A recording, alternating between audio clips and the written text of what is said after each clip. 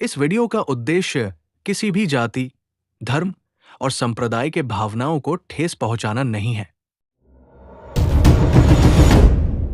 ये वीडियो भारत के महान शासक वंश वर्धन वंश के संबंध में है। इस वंश के संस्थापक नरवर्धन थे। पुष्यभूति या वर्धन वंश ने 6वीं और 7वीं शताब्दी में उत्तरी भारत के एक विस्तृत भूभाग पर शासन किया था। इस वंश के अंतिम शासक हर्षवर्धन थे। इसकी राजधानी कन्नौज थी। इस वंश के महान शासकों में हमें प्रभाकरवर्धन और हर्षवर्धन का जिक्र मिलता है। हर्षवर्धन प्रभाकरवर्धन के छोटे पुत्र थे। हर्षवर्धन का जन्म 590 ईस्वी को थानेसर में हुआ था। 16 वर्ष की अल्प आयु में ही अपने पिता प्रभाकरवर्धन और बड़े भाई राज्यवर्धन के मृत्यु के बाद 606 ईस्वी में हर्ष ने शासन संभाला और महाराजधिराज की उपाधि को धारण किया। सम्राट हर्षवर्धन एक कुशल शासक के साथ एक कुशल नाटककार भी थे। सम्राट हर्ष को उनकी रचना रत्नावली, प्रियदर्शिका और नागानंद नामक कृतियों के लिए जाना जाता है। ऐतिहासिक स्रोतों से हमें जानकारी प्राप्त होता है कि विश्व प्रसिद्ध कुंभ मेला की परंपरा को पुनर्जीवित करने या बृहद स्तर पर मेले की शुरुआत करवाने का श्रेय भी महादानी सम्राट हर्ष को ही जाता है। कुंभ मेले से जुड़ा पहला विदेशी विवरण हमें चीनी तीर्थयात्री ह्वेन-सांग से जुड़े दस्तावेजों से प्राप्त होता है। ह्वेन-सांग के अनुसार राजा हर्षवर्धन प्रत्येक 5वें वर्ष गंगा यमुना के संगम स्थल प्रयाग में एक भव्य आयोजन कर राजकीय कोष में एकत्रित हुई सारी संपदा लोगों में बांट दिया करते थे। 643 ईस्वी में हर्षवर्धन ने अपनी 6ठी पंचवर्षीय सभा आयोजित की। ये उनकी आखिरी सभा थी। प्रयाग में हुई इस सभा में मैत्रक राजा ध्रुवसेन द्वितीय, कामरूप के राजा भास्करवर्मन और चीनी तीर्थयात्री ह्वेन-सांग भी शामिल हुए थे। सम्राट हर्ष के वंश के विषय में अनेक भ्रांतियां फैली हुई हैं।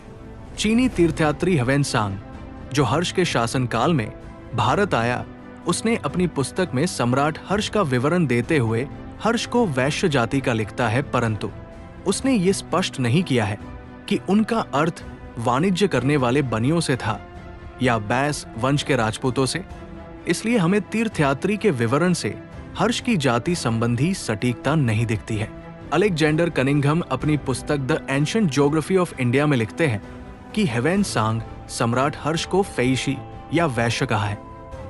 सर जर्नल कनिंघम का मानना है कि चीनी तीर्थयात्री ह्वेन-सांग ने वैस या बैस राजपूत को वैश्य समझ लिया होगा, जो हिंदुओं के व्यापारिक वर्ग का नाम है। अन्यथा अगर हर्ष का संबंध वाणिज्य करने वाले बनियों से होता, तब मालवा और बल्भी के राजपूत परिवारों के साथ हर्षवर्धन का विवाह संबंध बिल्कुल असंभव होता। अलेक्जेंडर कनिंघम सम्राट हर्ष को वैस या बैसी मानता है, न कि वैश्य। ठाकुर प्रसाद शर्मा भी ह्वेन-सांग के विवरण पर अपनी टिप्पणी करते हुए लिखते हैं, कदाचित वैश्य से तात्पर्य वाणिज्य करने वाले बनियों से नहीं, बल्कि बैस कहलाने वाले क्षत्रियों से है, जिनके नाम से लखनऊ से कड़कमानिकपुर तक और अवध का समस्त दक्षिणी क्षेत्र बैसवाड़ा कहलाता है।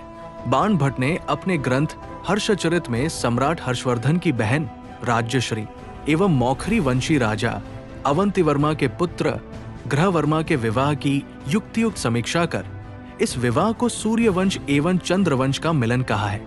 इतिहासकार राय बहादुर गौरीशंकर हीराचंद्र ओझा ने अपनी पुस्तक राजपुताने के इतिहास में हर्ष को बैसवंशी राजपूत कहा है।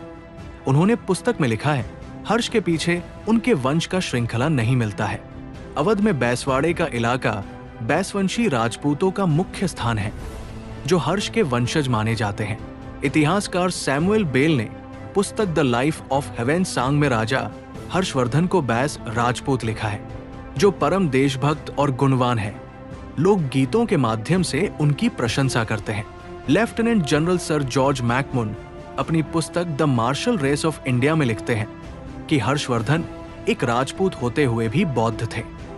भारतीय गजेटियरों में भी सम्राट हर्ष को वैस या बैस राजपूत वंश का कहा गया है।